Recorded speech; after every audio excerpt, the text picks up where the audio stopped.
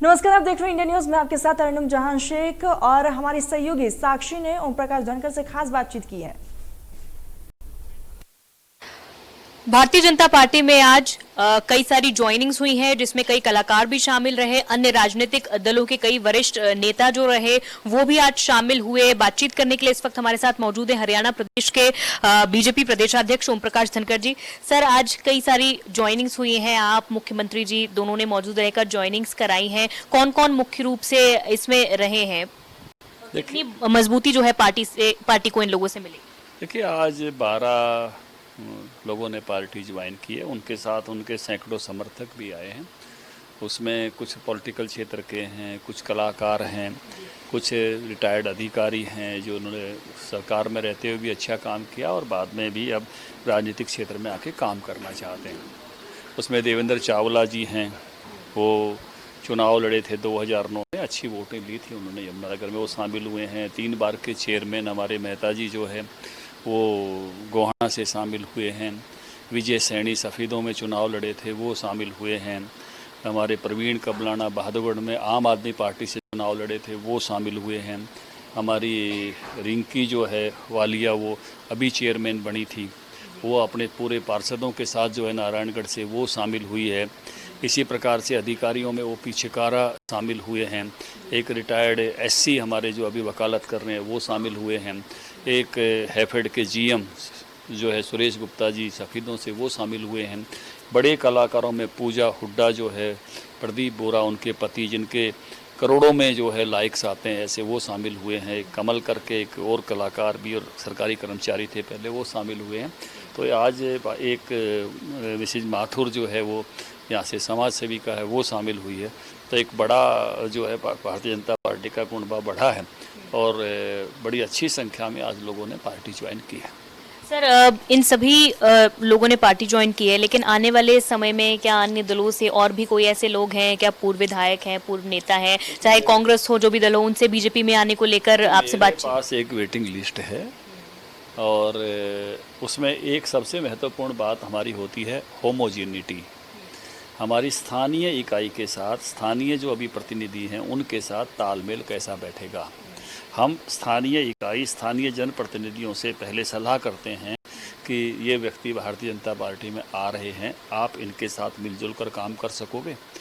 तो इसलिए वहाँ पर कोई अलग अलग से व्यक्तित्व के साथ लोग खड़े नहीं हों, पार्टी में उसकी एक होमोजेनिटी हो, समांगता हो, मिलकर टीम भाव से काम कर सकें।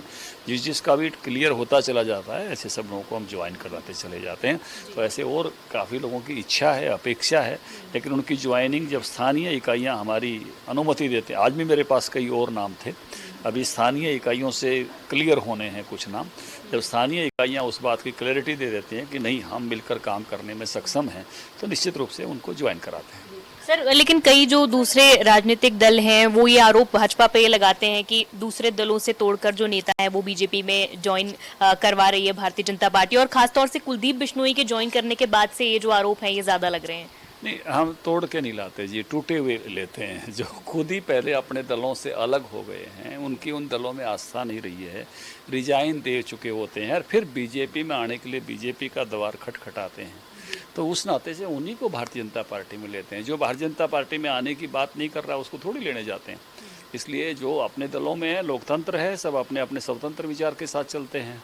तो इसलिए जो पहले ही वहाँ से राम राम कर चुके हैं, वहाँ कह चुके हैं कि भाई अब हम तुम्हारे साथ नहीं हैं, आप देखते हैं पब्लिकली कहते हैं, वो उनकी मीटिंगें होती हैं, उनके वर्करों की मीटिंगें होती हैं, वहाँ आराम से वो विदा करके आते हैं। कुलदीप बिश्नोई बीजेपी में आए हैं तो कांग्रेस को बड़े आराम से अलविदा कहकर आए, उसके बाद भारतीय जनता पार्टी में आए।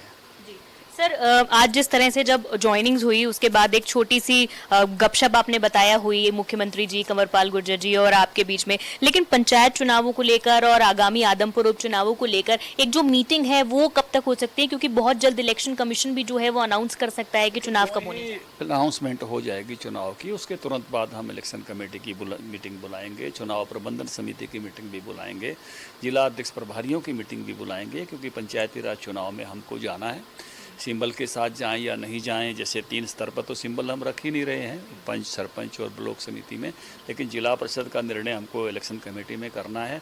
बिना सिंबल भी जाते हैं तो भी पार्टी चुनाव तो लड़ेगी, पार्टी के कार्यकर्ता चुनाव लड़ेंगे।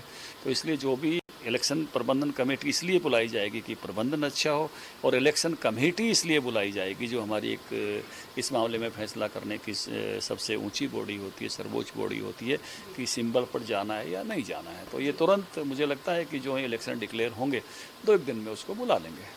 सर क्या माना जाए, दशहरे के आसपास, दशहरे के बाद तक की मीटिंग जो है वो हो सकती है? हम प्रतीक्षा कर रहे हैं, चुनाव आयोग जब भी डिक्लेयर करेगा तुरंत अपनी मीटिंग आहूत करेंगे 1-2 दिन में ही, और जो है निश्चित रूप से जल्दी हमारी ये मीटिंग होगी। तो सर क्या इस मीटिंग में आदमपुर उपचुनाव को लेकर भी बातचीत हो सकती है, चर्चा हो सकती है? तैयारियां क्या है फिलहाल बीजेपी की आदमपुर उपचुनाव को लेकर? देखिए, जब हम ये बैठने वाले हैं उसी समय आदमपुर चुनाव की भी तैयारी करेंगे, क्योंकि कुलदीप बिश्नोई व्यक्तिगत रूप से तो वहाँ अभी विधायक थे तो वो लगे हुए हैं, लेकिन पार्टी के नाते से इस सारी रचना को हम जो है इसी समय करने वाले हैं। जब हम इस विषय पर बैठने वाले हैं तो 6 ये जो हम दशहरे के बाद कोई भी तारीख जो हमारी तय होगी, क्योंकि 3-4 दिन तो हम जा रहे हैं वहाँ, हमारे प्रभारी जी ने न्योता दिया है त्रिपुरा जो है उनके यहाँ जो दुर्गा पूजा देखने के लिए, वहाँ से लौटने के बाद ही जो है कोई ना कोई बैठक इस प्रकार की आहूत की जाएगी। मुझे लगता है तब तक चुनाव डिक्लेयर हो चुके होंगे, तो चुनाव मुझे लगता है कि शायद अक्टूबर फर्स्ट वीक में 6-7 तारीख तक चुनाव डिक्लेयर हो जाएंगे। तो जो ही चुनाव डिक्लेयर हो जाएंगे हम अपनी बैठक बुला लेंगे। सर क्या ये तय हो चुका है, जिस तरह आपने बताया कि सिर्फ जिला परिषद के चुनावों को लेकर ही जो है तय होना बाकी है, गठबंधन में ये चुनाव लड़ा जाएगा या नहीं लड़ा जाएगा? क्या इस पर जेजेपी के प्रदेशाध्यक्ष से कोई बातचीत, कोई मीटिंग चल रही है या होने वाली है? देखिए, पहले ये फैसला करेंगे कि निशान पे जा रहे हैं कि नहीं जा रहे हैं। अगर निशान पे नहीं जा रहे हैं तो फिर गठबंधन जैसा विषय है नहीं।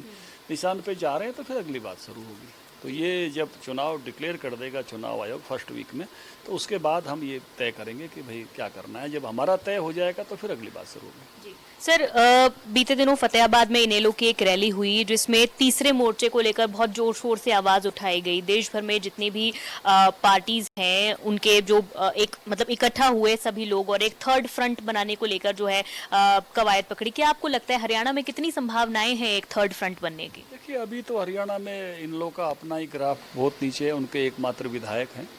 आने वाले समय में कितना वो अपनी जगह बना पाते हैं, तो अभी हरियाणा में तो कोई बहुत संभावनाएं किसी प्रकार की दिखती नहीं है। सर एक आखिरी सवाल, कांग्रेस में इस वक्त जो उठापटक चल रही है उसे लेकर हुड्डा साहब ने पहले, अगर उनकी बात करें, हरियाणा में पहले अपने पसंद का जो है अध्यक्ष बनवाया, उसके बाद G23 में भी शामिल हुए, फिर राहुल गांधी को अध्यक्ष बनाने के लिए प्रस्ताव पास किया और अब मल्लिकार्जुन खड़गे के लिए प्रस्तावक बन गए हैं। देखिए, कांग्रेस का अध्यक्ष चुना जा रहा है, उनकी आंतरिक बात है, अच्छी बात है। बहुत दिनों बाद हम देख रहे हैं कांग्रेस का अध्यक्ष इस प्रकार से चुना जा रहा है, फार्म भरे जा रहे हैं।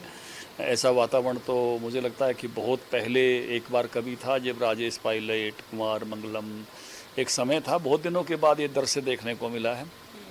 इसलिए, लेकिन उससे पहले जो राजस्थान का ड्रामा हुआ उसने कांग्रेस की छवि को काफ़ी धक्का लगाया है। तो लेकिन इसको आप कैसे देखते हैं? जिस तरह पहले अशोक गहलोत बनने वाले थे, फिर बैकआउट बन गए, तय हो गया था, लेकिन उसके बाद फिर अब क्योंकि शशि थरूर ने भी अपना नामांकन भर दिया है, तो क्या अपने ही नेताओं पर कांग्रेस को विश्वास नहीं है? देखिए, कितना खोलना ये कांग्रेस के जो परंपरागत नेतृत्व वही तय करता है किस विषय को कितना खोलना। अब उन्होंने कितना खोला है, किस किस को अनुमति से भर रहे हैं या सबके लिए ओपन है, मुझे मालूम नहीं है। लेकिन कुल मिला के पहले से एक इको हो गई थी, जो मीडिया में इको ये थी, गहलोत जी शायद बनने वाले हैं। ये इको सारे मीडिया में आम जन की तरह मैं भी सुन रहा था, लेकिन वहाँ मिस हैपनिंग हो गई, तो उसके कारण से वो भी चीज़ें कहीं और चली गई। फिर वातावरण जो है कुछ और आ गया, और अब आते आते आज कुछ और आया है। देखिए, आखिर तक ये पूरा किस तरह से पूरा होता है ये दृश्य, तो हम सब इसकी प्रतीक्षा में हैं। बहुत शुक्रिया बातचीत करने के लिए। तो बीजेपी के हरियाणा प्रदेशाध्यक्ष ओम प्रकाश धनखड़ हमसे बातचीत कर रहे थे, जिन्होंने इंडिया न्यूज़ पर यह जानकारी भी दी है कि अक्टूबर के पहले सप्ताह तक जो है वो चुनाव अनाउंस हो सकते हैं, पंचायत चुनाव, और दशहरे के बाद यानी 6 या 7 तारीख को भारतीय जनता पार्टी की चुनाव समिति की जो मीटिंग है वो आगामी निर्णयों को लेकर हो सकती है। कैमरा पर्सन शिवम के साथ साक्षी शर्मा, इंडिया न्यूज़, पंचकुला। चलिए, तो खबरों का सिलसिला जारी रहेगा, लेकिन इसी बीच रुकते एक छोटे से ब्रेक के लिए। ब्रेक के बाद जल्द हाजिर होंगे।